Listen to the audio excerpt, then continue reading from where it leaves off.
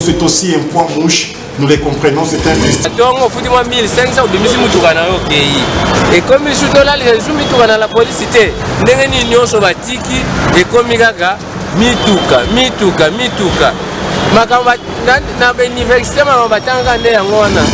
Il était incapable, il n'était même pas vécu, il m'a posé ce problème, je le dis.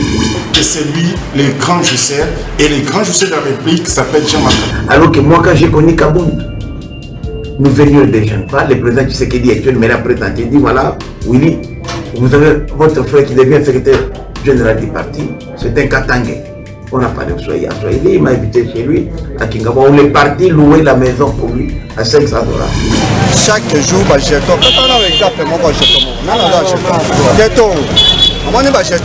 jour, nous sommes à 500. Kabound s'est enrichi en désordre. Dans 3 ans de mandat parlementaire, Kabound est devenu aujourd'hui parmi les grands millionnaires du Congo. Le passé comme que la société moi va ça musala na boueza la parce que on va tenir la lutte dans la police. À l'IDPS, eh bien, il travaillait pour lui-même. Lorsque vous regardez la villa de M. Jean-Marc Kabound, lorsque vous regardez les maisons que nous avions découvertes à Lubumbashi, nous disons c'est lui le grand jouisseur. Et aujourd'hui, nous donnons raison à certaines personnes qui disaient que Jean-Marc Kabound avait déjà tourné les dos. C'est son immoralité, c'est son comportement délinquant d'un voyou. Quelqu'un qui, le parti a tout donné jusqu'à le hisser au poste de premier vice-président de l'Assemblée nationale. Il se permet de descendre dans la rue, régler la circulation, trouver les pneus de parti qu'il y a. Et voilà, aujourd'hui, il a honte de persévérer encore dans ses combats. Il faut dire que Franck Djongo est sous-traité par M. Moïse Katumbi. Avant de faire cette déclaration, il a été reçu par Kabound. Vous avez qu'à regarder les comptes de Jean-Marc Kabound, vous allez vous rendre compte qu'il était au service pour son propre enrichissement illicite.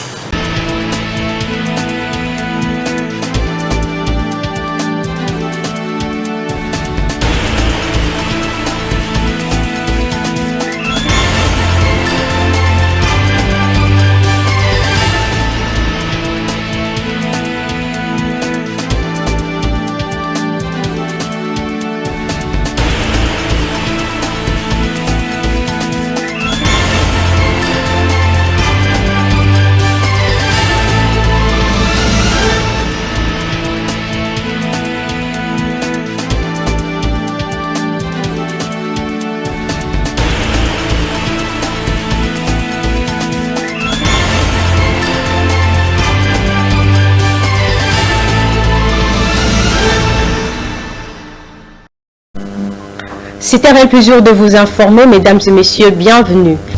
Le gouvernement reste préoccupé par l'agression rwandaise sous couvert de terroristes M23 qui a également un impact sur les aires protégées de la République démocratique du Congo. Les enjeux et les perspectives ont été présentés par le ministre Modero Ntimba du Tourisme et son collègue de la communication et médias Patrick Mouyaya ce mercredi 20 juillet lors d'un briefing tenu à l'intention de Chevalier de la Plume dans la salle de presse de la RTNC1. Suivez l'extrait de ces points de presse choisis par Tite Luki. Présenter les conséquences de la guerre dans cette zone touristique du pays qui est la première. Comme vous le savez, les aires protégées du Congo sont gérées par 3 ministères. Les aspects de la faune et de la flore sont gérés par le ministère de l'Environnement. Les aspects touristiques et toute activité humaine dans les parcs sont gérés par le ministère du Tourisme. Et les aspects sécuritaires, ce qui concerne les corps de protection des aires protégées, les corps PEPEN, sont gérés par le ministère de la Défense. Nous parlons de la guerre par procuration qui nous est imposée par nos voisins à travers les groupes M23, mais la zone de guerre se trouve en plein parc de Virunga. Le parc de Virunga qui géographiquement se retrouve en RDC, mais sur le plan juridique qui est patrimoine universel de l'UNESCO. Un patrimoine universel qui appartient à l'humanité. Et nous passons aujourd'hui pour communiquer afin de dénoncer les 2 poids, 2 mesures sur la protection du patrimoine universel. Nous avons vu au Mali, lorsque le patrimoine universel, le mosquée ancienne de Tombouctou ont été attaqués par les groupes terroristes, eh bien, la communauté internationale s'est soulevée. Aujourd'hui, la RDC a laissé plus de 8000 hectares de ces terres, de ces faunes et flores comme apport à l'humanité. Et nous faisons face à une hypocrisie. Partout dans le monde, nous suivons là où le patrimoine universel sont en danger, eh bien, la communauté internationale se met au devant pour défendre ce patrimoine qui n'est pas particulièrement congolais, mais qui appartient à l'humanité tout entière. Nous sommes là. De la conférence de président de l'AFDCA, Willy Michiki.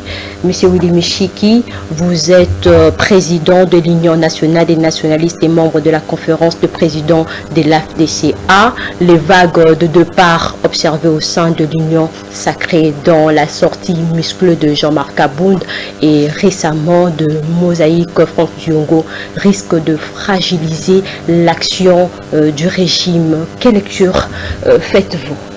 Rendez-vous. Oui, je dois dire que tout ne se passe pas bien au sein de l'Union sacrée. Je ne vais pas dire Madame la Marquise, ça va, non. Il y a des problèmes, comme dans toutes les organisations du monde. Mais les problèmes doivent être réglés par les hommes. On ne peut pas faire des fuites en avoir parce que nous avons des problèmes. D'abord, les problèmes à l'Union sacrée au début, c'était d'ordre organisationnel. Vous savez, même avant le départ de Kabound, de l'IDPS, l'IDPS n'a jamais pris aux réunions de l'Union sacrée. Jamais. Les 3 réunions qui étaient organisées à l'hôtel du fleuve Congo, l'IDPS a brillé par son absence. Alors que je peux dire que c'est la première fille de la coalition Union sacrée. Le fait que le chef de l'État ait porté son dévolu sur la personne du professeur sénateur Bahati Modeste comme modérateur de l'Union sacrée, Kabound avait boudé. La première réunion à laquelle l'IDPS a pris part au l'hôtel du fleuve Congo de l'Union sacrée, c'était après le départ de Kabound, de l'IDPS était représenté par Kabouya. Donc vous comprenez déjà qu'il y a déjà un problème organisationnel. De l'IDPS c'est une vision, l'Union sacrée c'est une vision. Mais cela malheureusement a permis à ce que n'importe qui entre en désordre, croyant bon, que c'était une sorte de blanchisserie où tout le monde, comme au fourre-tout, allait faire n'importe quoi. Mais aujourd'hui, nous devons purger l'Union sacrée, extraire, livrer de bon gré, c'est ce qu'il a été de faire. Mais je crois que l'Union sacrée avec le chef de l'État, Bahati Modeste, qui vient de le monter aujourd'hui, avec les grands qui apportent sur le plateau d'argent 23% d'électeurs nationaux pour Tshisekedi, je pense que quel qu'il soit qui arrive, le mandat de Tshisekedi est assuré. Il appartient maintenant aujourd'hui à l'Union sacrée de se dépasser, d'éviter les frustrations. Je donne le cas de Franck Diongo. À un moment donné, quand Franck Diongo, c'est vrai, lui n'a pas de député, il n'a pas de sénateur, mais Franck Diongo, c'est un acteur du premier plan. C'est quelqu'un qui a risqué pour que l'opposition d'hier se retrouve au pouvoir aujourd'hui. Il faudrait quand même des critères de solidarité pour que même ceux-là qui n'ont pas de parlementaires, qui n'ont pas de représentants dans l'institution, on puisse aussi penser à eux en termes de postes à leur confier. Je crois que c'est une question aussi. Évidemment, les adversaires aujourd'hui de Tshisekedi en profitent pour tuer les ficelles. Vous voyez aujourd'hui même, il y a une grève des enseignants qui ne veulent pas se mettre de la tête de Moïse Nzangi depuis que Moïse Nzangi a créé un parti politique. Il y a des gens qui trouvent que ce sont des dents. Donc tout ça, c'est la fièvre préélectorale. Mais je suis convaincu que l'Union sacrée, sous le leadership de Tshisekedi, avec ses alliés de taille comme Bahati Modeste, ils arriveront à dépasser toutes ces vagues-là et que l'Union sacrée sera victorieuse, pourra avoir une majorité confortable aux élections générales de demain et pourra avoir son candidat, Félix Tshisekedi Wamulumba, avoir un second mandat. Le président du Sénat, Modeste Bahati, a fait un carton plein dans sa tournée à l'est de la République démocratique du Congo qui confirme son leadership avec une déclaration aussi farouche sur l'utilité de la MONUSCO en République démocratique du Congo. Cela n'aura pas de conséquences politiques. À l'heure actuelle. Comme vous le savez très bien, Bahati Modeste Lukwebo, c'est le leader du Grand Kivu. C'est lui sur qui tous les Kivusiens et les Kivusiennes ont reposé leur espoir. C'est le représentant dans les institutions de la République. C'est le seul Kivusien qui occupe un poste le plus important.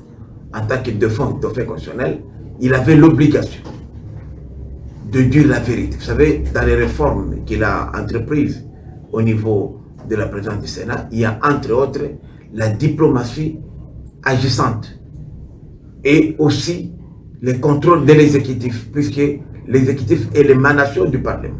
Donc il fallait qu'il réponde à ces préoccupations. Vous savez, nous, au Kivu, vous pouvez tout donner. Lorsque vous n'avez pas la paix, nous ne serons jamais satisfaits. Or, parmi les causes aujourd'hui de l'insécurité, c'est la présence même de la MONUSCO. Une mission de plus de 20 000 hommes qui est là depuis plus de 20 ans, avec un budget de 1,2 milliard de dollars, nous a surpris de dire qu'elle était incapable de pouvoir faire face à une petite rébellion comme M23. C'est un aveu d'impuissance. Alors, le président du Sénat, lorsqu'il a été acculé par sa base, qui lui demandait le départ de la MONUSCO, il ne pouvait qu'accéder. Et lorsque de tels propos viennent d'un chef d'une institution, je pense que cette fois-ci, je peux dire, comme tout le monde le dit aujourd'hui, qu'il est temps que la MONUSCO parte. Et nous pensons que d'ici la fin de l'année, cette mission de la mort, cette mission de jouissance, cette mission qui nous fait toujours miroiter la paix, mais la paix qui ne vient pas, on pourra y mettre fin. Il suffirait maintenant que les mécanismes soient diligentés au niveau du Parlement pour qu'il y ait une résolution qui puisse être contraignante dans le sens de ne plus prolonger la menace. La crédibilité de l'Union sacrée s'est dépréciée petit à petit pour faute de gestion de problèmes à l'interne à l'approche des élections de 2023. Ne craignez-vous pas d'une surprise défavorable? Bon, d'abord, les deux personnalités ont des préoccupations différentes, mais ils ont un seul dénominateur commun qui s'appelle ingratitude. Ingratitude de Franck, qui est un ami, un véritable patriote, un homme d'État, mais qui a été frustré. Mais Franck, s'il peut parler aujourd'hui, c'est parce qu'il y a un homme qui a accédé au pouvoir et qui a matérialisé une de ses promesses de campagne, qui est la liberté d'expression. Mais si Franck aujourd'hui peut parler, c'est plus que tu sais qu'il dit, Félix l'a fait libérer de la prison. Pour Kabila, Franck devrait mourir en prison. Franck, comme Jomi Dongala, comme Muyambo et tant d'autres, sont aujourd'hui les bénéficiaires de l'alternance, de l'arrivée au pouvoir d'un démocrate. Par contre, Kabound, son cas est un cas qui frustre et qui, sincèrement, dérange, puisque Kabound n'est rien sans l'IDPS. C'est un produit fabriqué de l'IDPS.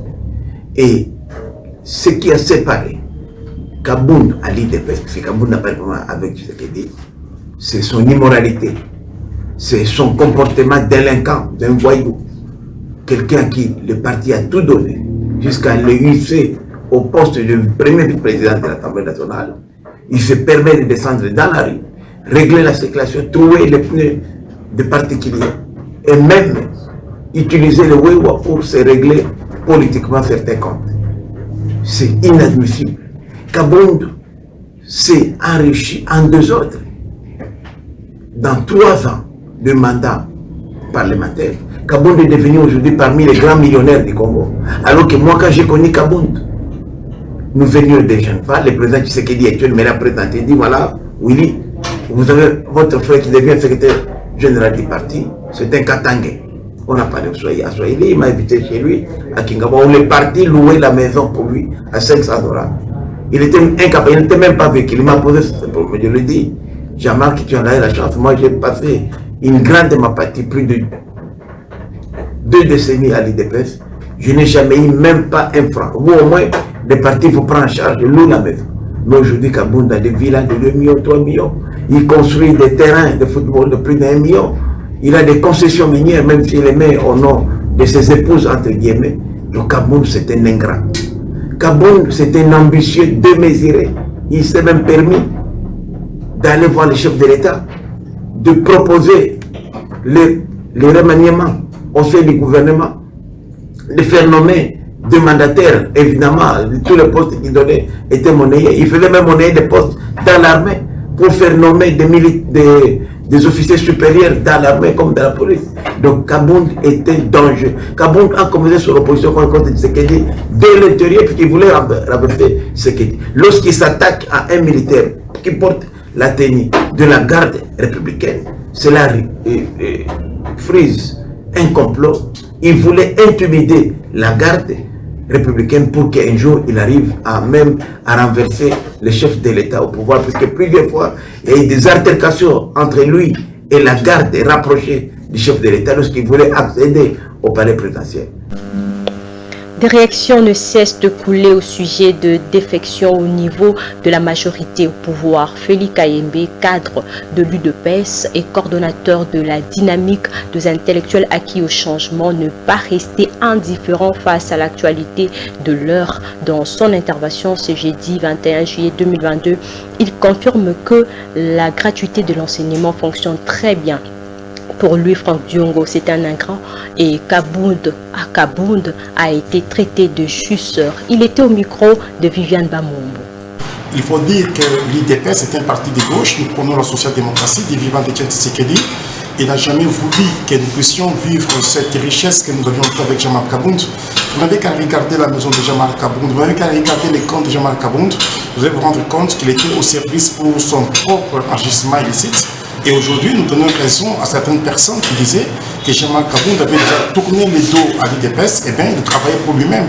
Lorsque vous regardez la villa de M. Jean-Marc Kabound, lorsque vous regardez les maisons que nous avions découvertes à Lubumbashi, nous disons c'est lui le grand jouisseur. Et Tshisekedi n'a même pas la maison que Jean-Marc Kabound a. Et donc, vous comprenez tout simplement qu'aujourd'hui, il est sorti dans ses petits souliers. J'aurais bien voulu que Jean-Marc Kabound puisse se taire, mais il est sorti dans une façon de dire aux uns et aux autres que c'est lui le grand jouisseur. Et le grand jouisseur de la République s'appelle Jean-Marc Kabound. Franck Diongo s'est frustré. Il a été libéré par Félix Tshisekedi. Il croyait comme s'il serait nommé ministre. Et voilà, aujourd'hui, il a honte de persévérer encore dans ses combats. Il faut dire que Franck Diongo est sous-traité par M. Moïse Katumbi. Avant de faire cette déclaration, il a été reçu par Katumbi à Lubumbashi. Il rentre ici. La gratuité de l'enseignement de base fonctionne très bien. Les enfants étudient gratuitement. Nous avons au moins plus de 6 millions d'enfants que nous avions repérés. Et donc je dis que Franck Diongo c'est aussi un poids mouche. Nous les comprenons, c'est un frustré. Cap vers l'enseignement universitaire. Le professeur de l'université de Kinshasa décide, suite à un communiqué du commissariat provincial de la police ville de Kinshasa interdisant l'utilisation de la cour des états-majors de commissariat urbain ainsi que le sous-commissariat de la police nationale comme parking d'automobiles et de motos privées. Quelques conducteurs des taxis et motocyclistes ont accueilli en bien et en mal cette mesure. Ils ont réagi tour à tour au micro de Solange Makwanya et Viviane Bamombo.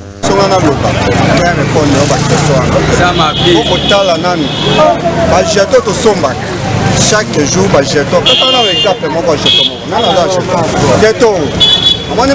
chaque jour, nous sommes à 500. Bonne année, parking, la biso, place, société vraiment moto na biso là. Mais biloko to somma bonne année. On a l'état, biloko ba jeto, banzele zate, parking pe zate, place pe sous to bonne sara ba moto pe ba buki. Donc l'état vraiment a sa solution na makambo. Bata makambo ne ba osala vraiment biso boye ba ndenge l'état zala na boko bien zala kati.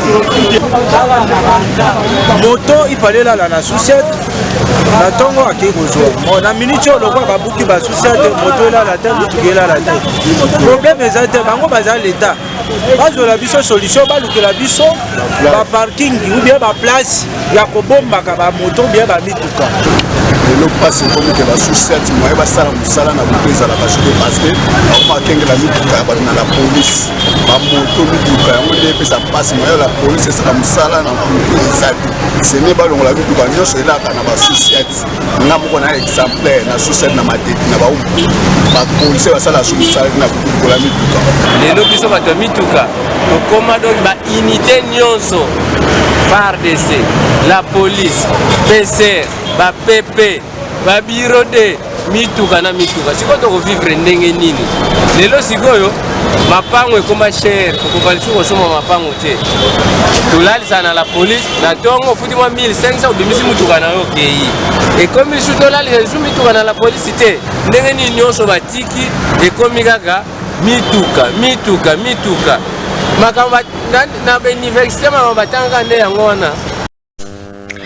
Le torchon brûle entre Constat Omari Selemani, ex-président de la FEUI, et bonne suite de programme sur nos antennes.